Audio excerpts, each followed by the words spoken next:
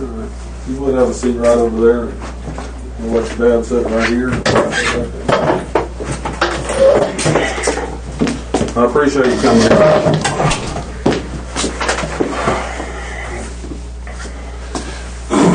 Start out with, I'm Officer Crawford. You've probably met me before. I don't know if I've ever stopped you or anything, but you've probably seen me. I've seen you around. Well, first of all, I'm going to start out reading you your rights. Okay. The door's unlocked. At any point you don't want to talk to me, you can get up and walk over here and we'll be done. Okay? You have the right to remain silent. Any statement you make can be used as evidence against you in court.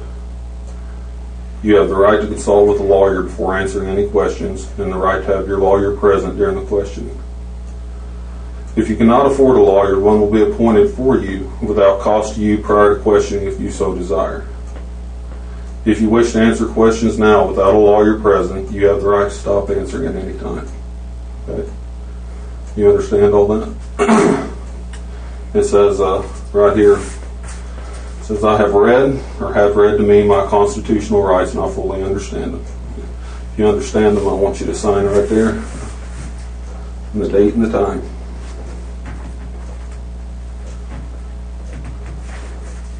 It's the 21st.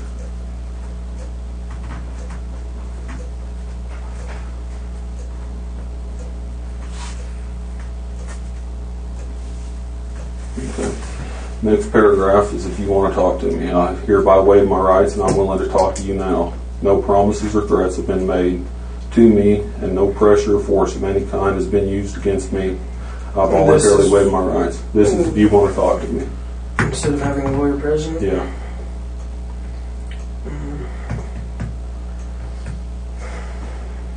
Well, Wayne. Because, yeah, I've seen...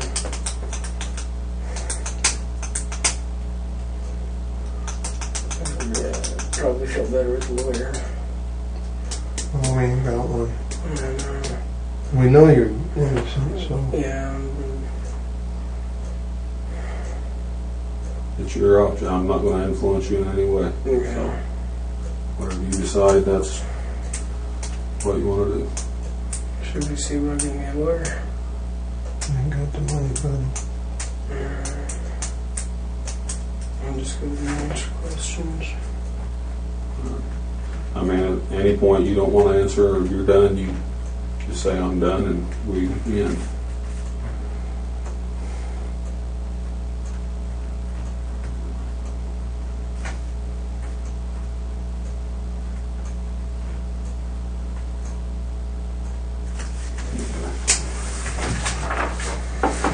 Well, I told you yesterday on the phone, the young lady's come up here and accused you of raping her.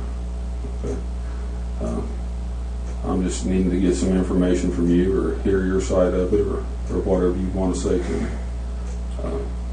I don't know why, because, I mean, I dated her, because it all started out, I was over visiting with my brother over at the Blue House, and, her and her mom were out there, and we were talking. Well, finally, one day, I get a phone call. It's like, hey, Wayne, you want to help out my neighbor? I was like, yeah, sure. And I went over to talk to the neighbor and had to get up early, like, on a Saturday or something like that, and go out to Springdale and help them with the car, help them find a car.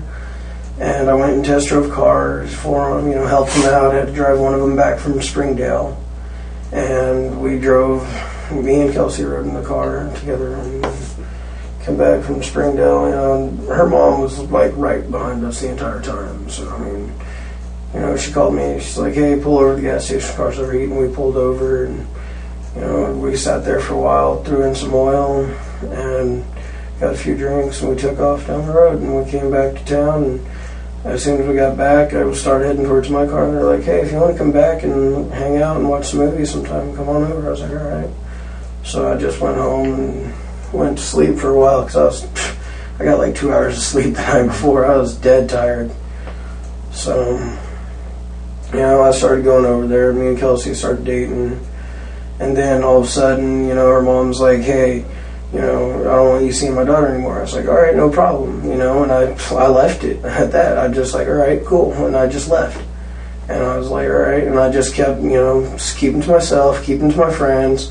Then finally one day, Kelsey texted me. I'm like, okay, cool, that's cool. Hey, what's up, And, we sat there and texted every now and again. She'd call me. And I don't know, then next thing I know is freaking, I was working, I was out on a smoke break, and she came over to my job, and she saw me outside, and she came out over to me. And she was all hugging up on me, and I was like, oh, hold up. What about, I was like, hey, dude, your mom said no contact, This ain't supposed to be happening, don't. And then I guess her mom saw her on me, and freaking, her mom left and came back later with a 12 gauge in her car. Yeah. And was giving me terroristic threatening, saying that I need to stay away from her daughter, which I have been, and if I don't stay away from her daughter, that you ain't got to worry about nobody finding my DNA because she's going to blow my shit up. And that's exactly what she said. Okay. And I was like, okay. And I just walked back in. I was like, alright. And I sat there trying to just fathom what happened. I was like, wow, she had a freaking shotgun in the car, and I could have gotten shot at work. My first night of work, and I could have gotten shot at work because of her going off her rocker.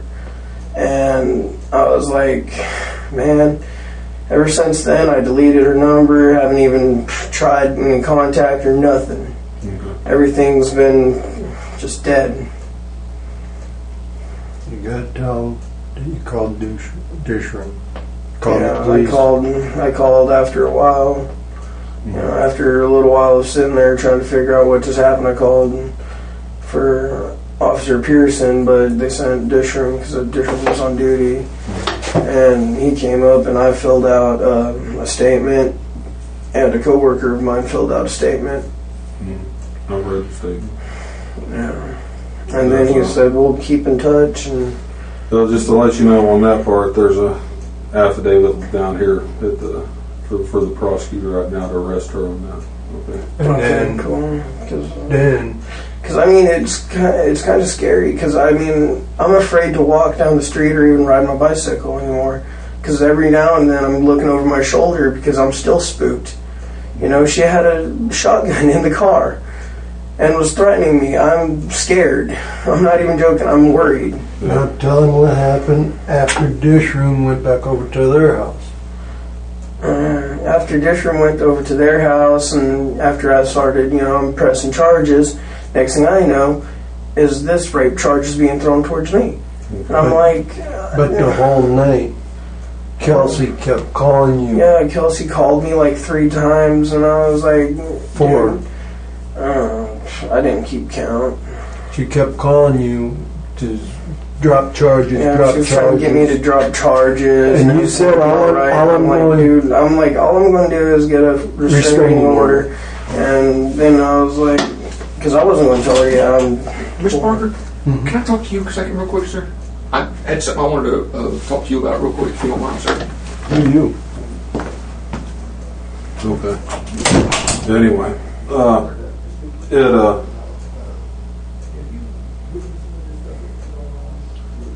let me think here.